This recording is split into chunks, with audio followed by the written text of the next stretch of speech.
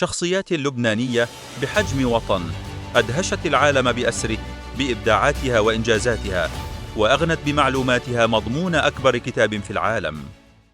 رجل الأعمال مارون كرم، رئيس المجلس الاغترابي للأعمال في بلجيكا، ورجل أعمال ابن عائلة لبنانية عريقة من شمال لبنان.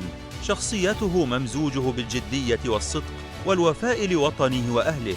رسم خريطة حياته في الاغتراب وحقق النجاح في أعماله الخاصة ومن خلال نشاطاته الاغترابية الاجتماعية والوطنية. شارك في عشرات المؤتمرات الاغترابية والعربية والأوروبية مطالباً ومدافعاً عن وطنه لبنان.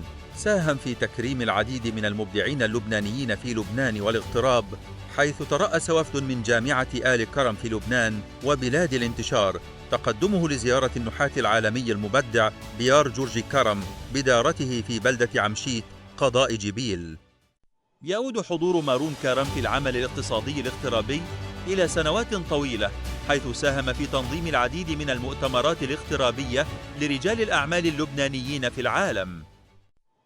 وقد دعا كرم في أكثر من مناسبة إلى تسهيل الإجراءات أمام المستثمرين اللبنانيين في الخارج، وإزالة التعقيدات الإدارية التي تحول دون عودتهم إلى لبنان أو إقامة مشاريع فيه.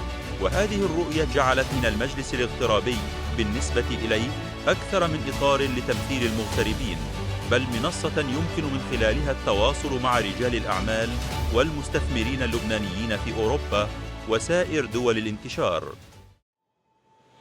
يمكنكم قراءة الموضوع كاملاً على موقعنا